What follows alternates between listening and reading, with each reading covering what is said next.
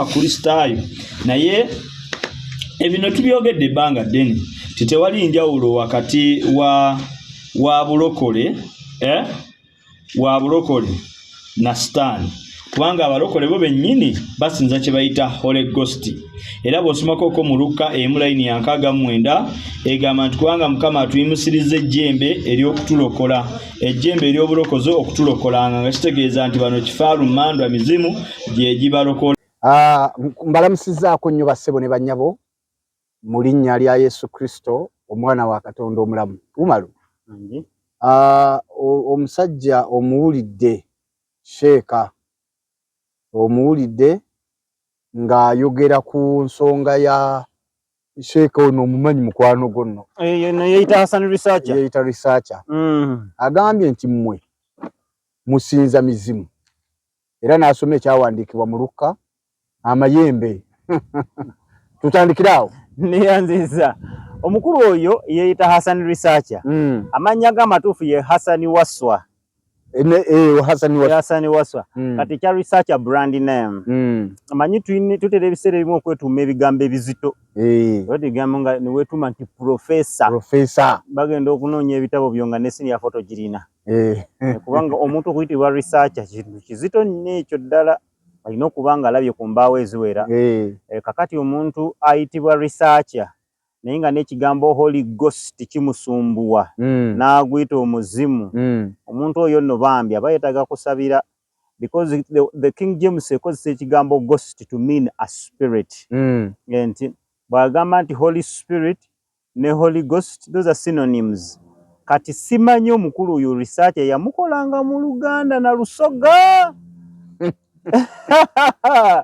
Oluganda n'Olusoga nga biri too limited okubeera nti omuntu osobola okusomeramu n'otuuka ku level yeyitibwa Researcher kati obuzibu obuliwo bwe buno nti abaana abo agenda n'asomasoma obuntu ku YouTube bw'amala obusomaasoma ne yeetuuma Researcher mbawulira bangi oyo yeyita Hassan Researcher waliwo omulala yeyita Yusuf the Researcher egamba beeteekako ebigambo ebitiisatiisa nga bw'olaba twali tusoma n'omwana n'agala yeeteekako ekigambo ekitiisa ne yeetuuma Anas ne yeetuuma Anas beba n'abalenzi ogenda omuwulira yeeyita Mad Tiger ogenda omuwulira yeeyita simanyi Chameleon yeeteekako ebigambo ebitiisa n'ayambala ne t-shirt ng'eriko ekizike ekyasamye bwe kiti kirina amannya mawanvu kati be bantu abo naganze alien skin kwegamba gwalabye n'otya n'ogala naye sekanga w'amaanyi nnyo ono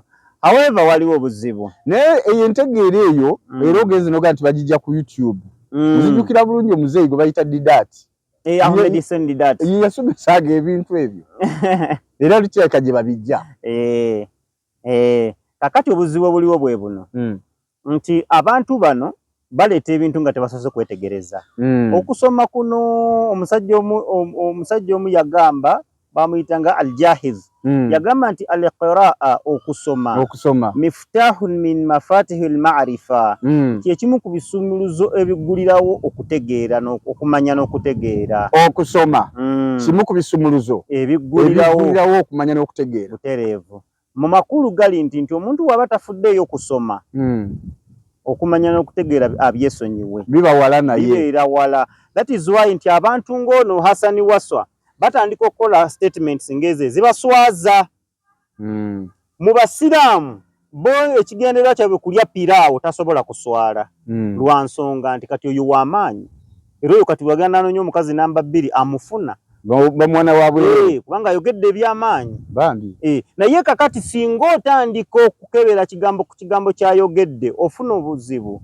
ku lwaki bw'ajja n'asoma mu Luka essuula esooka lunyirwa 69 nga lugamba nti Mukama Katonda waffe atuyimusiriza ejjembe ery'obulokozi n'abuuka emmandwa kifaalu emizimu omanyi Abaganda bagamba nti ekijjulo Bayibuli egamba nti ekijjulo omutima akamwa kyogera ate n'Omuganda n'agamba nti omuto gy'amanyi enkuba gyetonya kubanga kyekigambo kyakuzaategeera bw'abanga yakulira Masaka amanyi Masaka era ategeera Masaka kati omuntu yakulira mu busamize akutte eddiini y'obusamize ey'obusiraamu buli wawuli ekigambo jembe ategeererawo nti abo baganda baffe abasiraamu.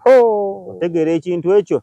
Kakati tukwatemu mpola mpola bwe tuti Bayibuli eyo oba ogisoma erina kye tuyita balagha.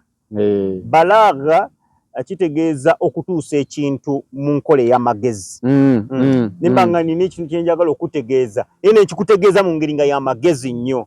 Nga bwe nnyinza okulaba nga oyina akajonjo nesaagala kugamba nti oyina akajonjo ku liiso nze nenkwata ku lyange bwenti mu nkola ey'amagezi tuyita balagha. Kakati balagha oyo batono nnyo abamumanyi okuggyako abo abaafayo ne basoma.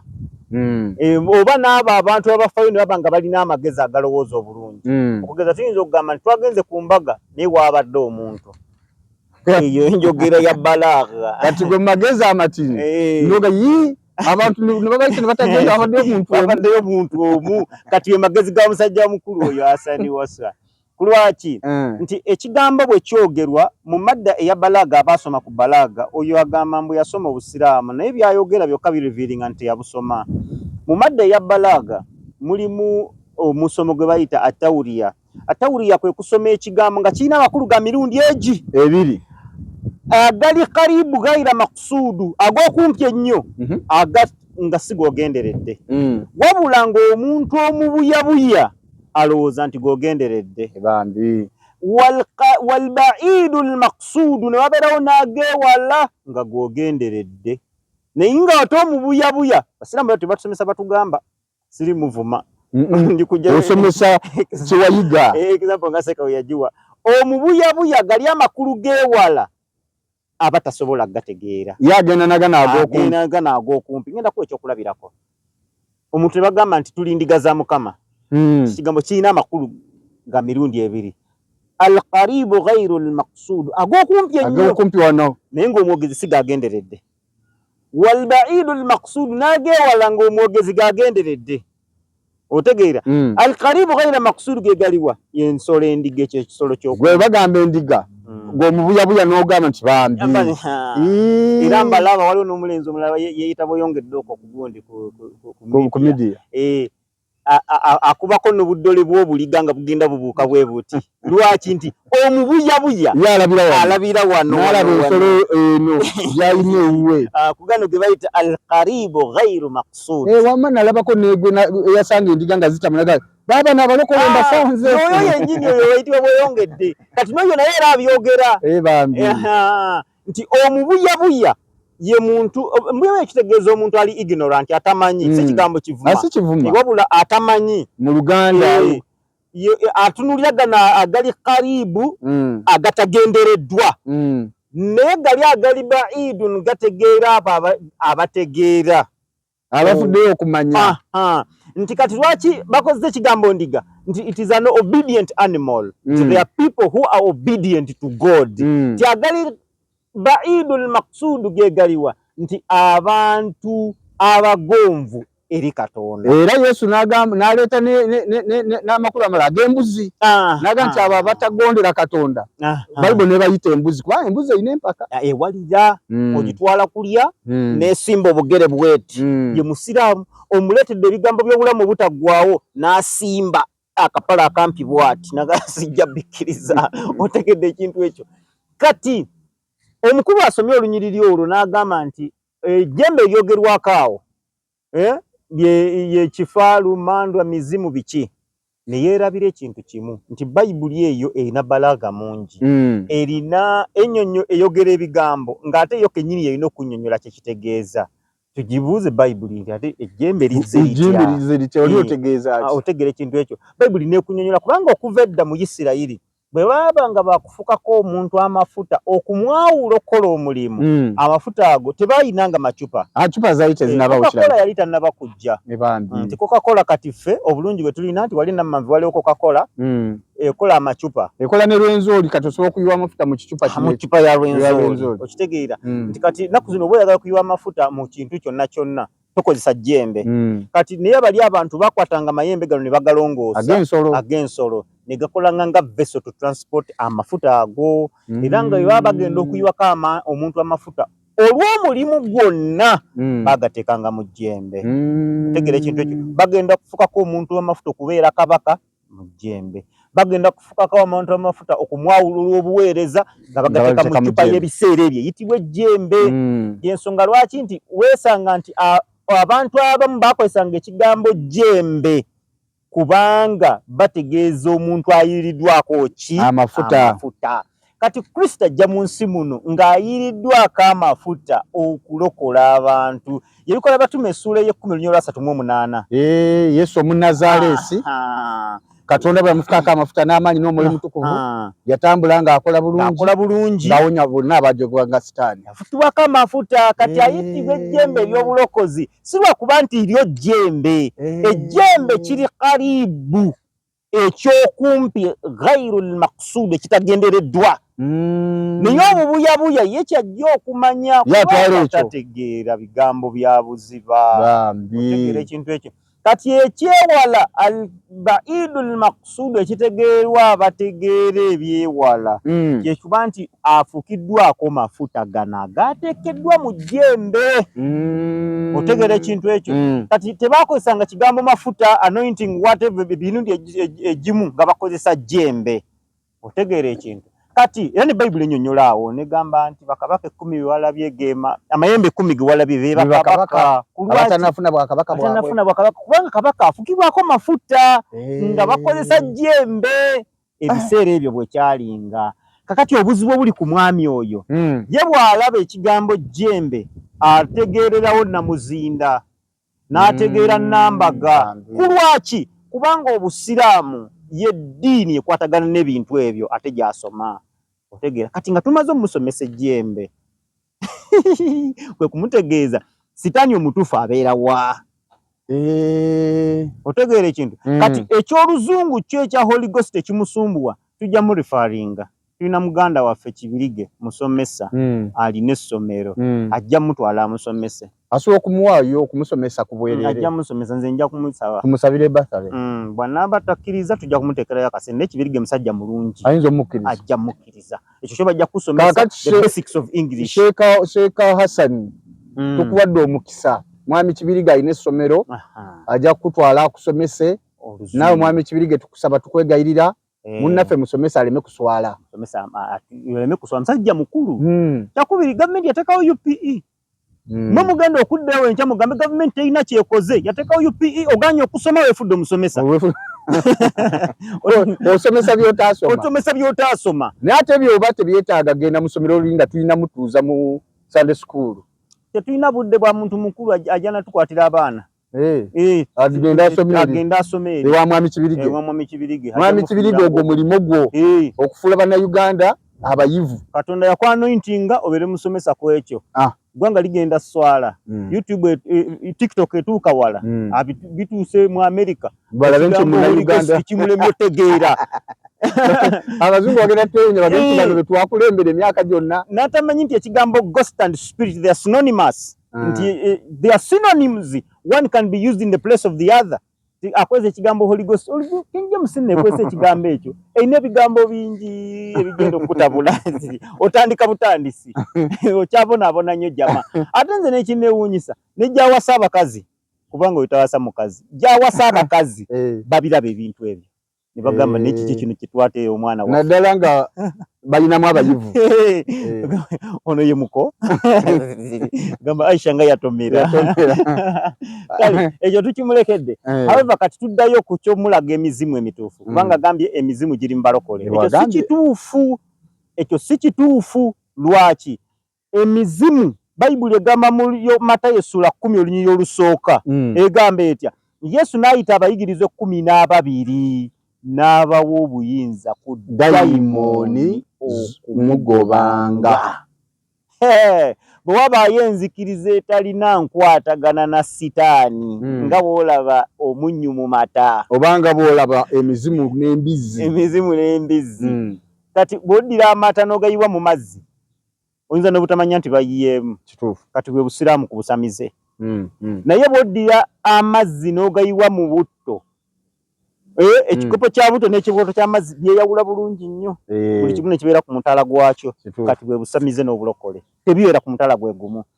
Naye lwaki nti Matayo sura 10 olunyiri olusooka yes nti bwe yayita abayigirize 12 n'abawa amaanyi ku dayimoni omubi omukola ki omugobanga n'okuwonya abalwadde kati n'amanya n'agamenya okakasa nti abawadde obuyinza. Ate mumanya ago temuli muli aswaibu. Temwali mu musiraamu. Temwali musiraamu. Naye kye bayita emizimu. Olaba ekitabo kino Qur'ani. Kino okiraba. Hadha kitabu yuqal lahu al-Qur'an. Kitabo kino kiyitibwa Qur'an. Kitabo kya Allah. Essula kirina 10 n'ezi. 14. Wabula essula ey'ensanvu mwezi. Bagiyita as-suratul jinni. Essula ya masitani.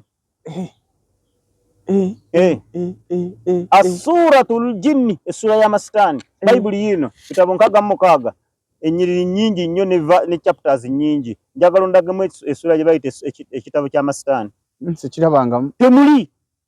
Temuli siwuliranga nako mu Bayibuli ng'omusumbaga nti wali amasitaani amakristaayo. Yino 7:2 as-suratul jinni essula ey'amasitaani ate galina sawuti gwe gano nga gayogedde muno.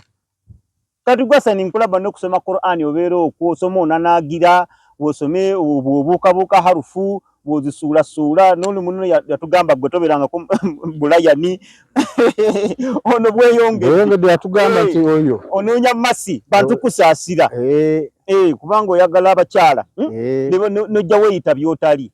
Naye essula yino 7:2 yino qul uhiya ilayya annahu istama'a nafarun minal jinni so si minal bantu watumiddwa gyendi nafarun ekibiina minal jinni okuva mu majini gwe gaagana amasitaani gali mu Qur'ani gadigida gali kuzina kalipso ganyumirwa gwoli eyo ate begamba nti faqalu ne googera inna sami'na qur'anan ajaba ffe tuwulidde Qur'ani eyewuunyisa etwewuunyisiza gatya ne gaba naye bannabbi abaasooka ebitabo ebyasooka bwe babisomanga nga bitugoba bali abayigiriza baba bamanyi tugoba naye onaatusembezza kale twewuunyiza atatutya otegeera ekintu ekyo. Kati gwe kikino kitabo ekyokubiri sebo omusajja yaleta obusiraamu Muhammad twamusomanga nga tugamba jaabi dini al-Islam yajana dini y'obusiraamu yaliko sitaani tekisoboka yaliko sitaani tekisoboka like olunaku lumu yagenda eri mukazi we Aisha nga akoze obujja namugamba ekikuletedde obujja si kirala wakad jaaki shaytanuki sitaani yo yekujjidde. Aisha ne yeekanga nga pastor wayinza okujja ku kyaki nakugamba oliko sitaani otya naga musajja gwe nti oliko sitaani nga te bulijjo olowooza oli mulokole otya kati ne Aisha bulijjo yali amanyi musiraamu bawe yamugamba nti kad jaaki shaytanuki niyeekanga namugamba ya Rasulallah awama ya shaytaani kyogamba ndiko sitaani nti ya naam liko sitaani ndi wama kulli shay'in insani na kuli muntu yena kuliko sitaani namugamba naam wama kulli insani shaytaani na buli muntu yena aliko sitaani. Kati akazi ne kamutunula mu maaso ne kamugamba wa ma'aka ya Rasulallah nawo mbaka wa Allah liko sitaani. Nabbi sallallahu teyatya teyamanya nti gwe Hasani wasolijja waneno ng'onoonya ebyokulya ku TikTok n'agamba naam wa ma'iya shaytaani walakin rabbi a'anani alayhi hatta aslama nange sallama nabbi w'obusiraamu ashrafu al-khalqi nabbi khataman nabiyina nange nabbi w'obusiraamu ndiko sitaani walakin rabbi a'anani alayhi hatta aslama naye Katonda wange yannyamba eri sitaani yange neesiramuka. Sitaani yani nabbi sallama. Kati gwe